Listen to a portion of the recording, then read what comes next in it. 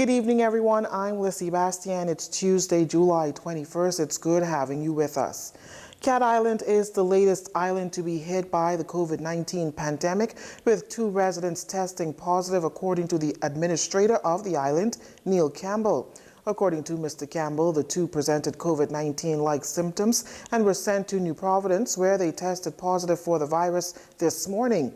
The 2 residents had no recent history of travel. In a public notice released by Mr. Campbell, he stated that they are now taking a zero-tolerance stand against violators of COVID-19 emergency orders. He urged that everyone should cooperate, and those experiencing related symptoms are asked to call their local clinic for health instructions. Health officials had not released today's COVID-19 dashboard up to news time. However, these 2 cases would bring the total confirmed cases in country to 176. Grand Bahama, the nation's second city, is set for a 2-week lockdown as of Thursday, July 23rd to Friday, August 7th, as that island has been categorized as a hotspot for COVID-19. Prime Minister Dr. Hubert Minnis made the announcement of that lockdown for that island, noting that it's in order to help contain the spread of the virus there. Since the borders officially reopened on July 1st, the island has recorded 51 cases. Outside of New Providence, Grand Bahama now has the largest number of recorded cases in the Bahamas. The number of confirmed cases is expected to increase if much of the population continues to fail to practice recommendations for physical distancing, wearing protective face coverings, and frequent and thorough hand washing. With the island going into a lockdown, the Prime Minister advising residents of flights in and out of the island by air and travel by sea. Effective this evening, the 21st of July 2020, at 6 p.m., all domestic flights in and out of Grand Bahama will cease. I also want to remind you that the Defense Force have been informed, and Defense Force have formed a perimeter around Grand Bahama so as to avoid any boats from leaving Grand Bahama to any of the adjacent family islands, especially Bimini. Again, the Prime Minister urged Grand Bahamians to make the necessary preparations for the lockdown. He also said he wants to assure the residents of Grand Bahama that there is adequate food supply on the island, and sends this message to how important this lockdown is.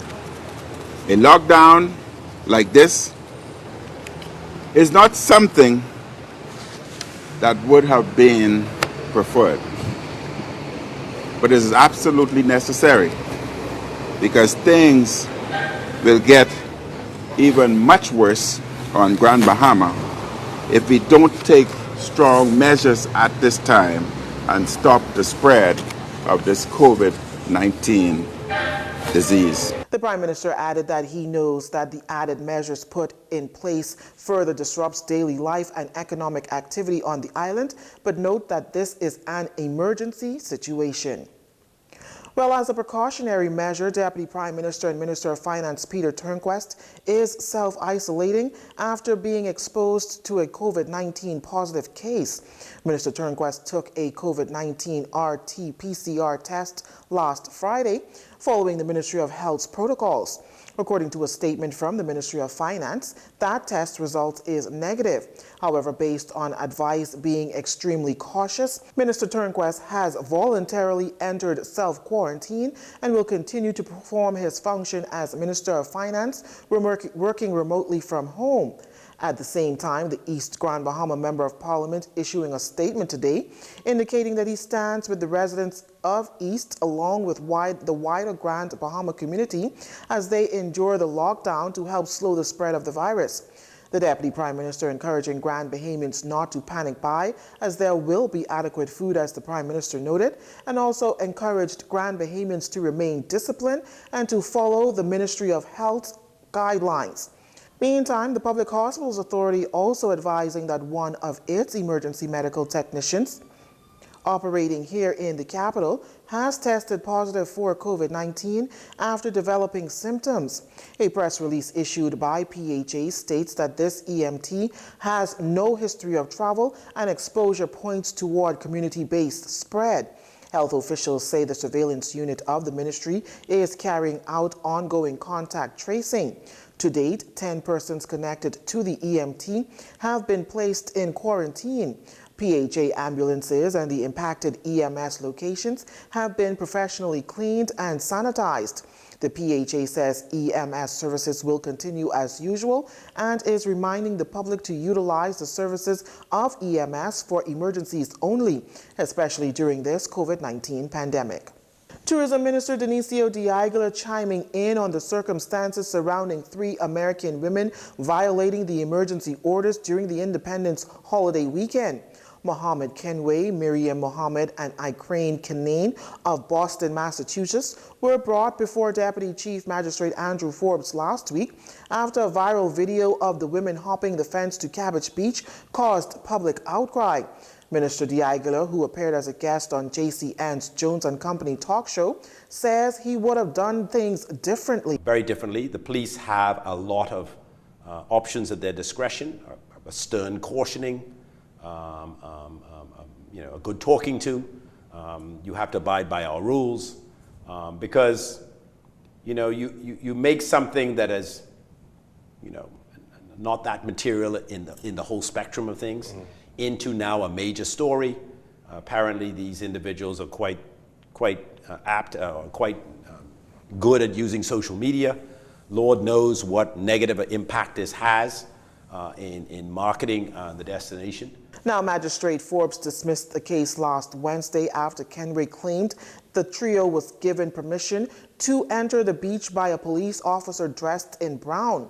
While Minister de Aguilar agrees with the notion that had the 3 women been Bahamian, they may have been behind bars, he says this. I don't know the particulars of why these persons were. It seems like there was a significant time lag between when they supposedly created the offense and then when they were hauled before the courts.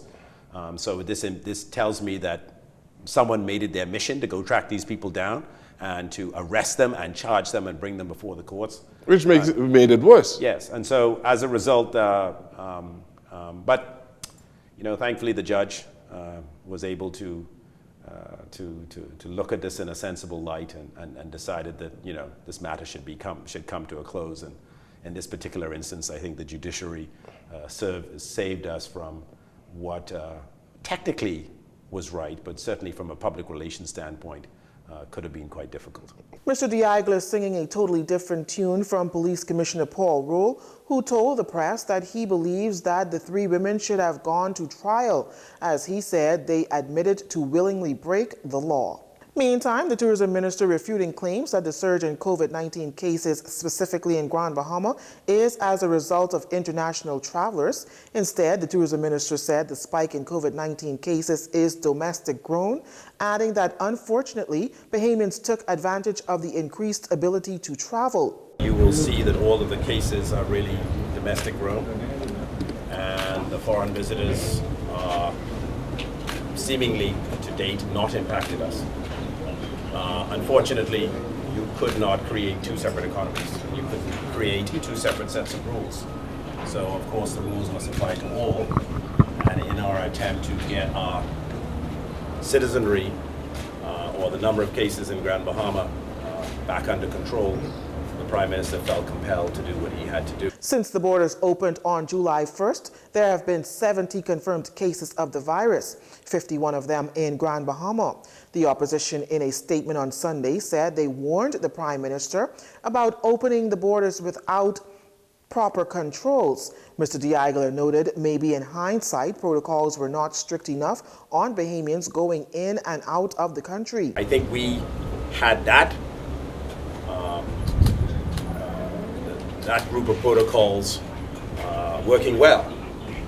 It's just that maybe with hindsight, we were not strict enough on Bahamians going in and out of the country. Now, despite international media reports that the Bahamas is closed to the United States, Mr. de Aguilar noted that in some instances, U.S. citizens can still travel to the Bahamas, just not by commercial aircraft, as they may come by private aircraft or pleasure boat. The Prime Minister announced on Sunday that the country's borders are closed to all countries except the United Kingdom, the European Union, and Canada. That travel ban takes effect tomorrow at midnight. You're watching JCN News. Stay with us. This segment of the news was brought to you by Alive.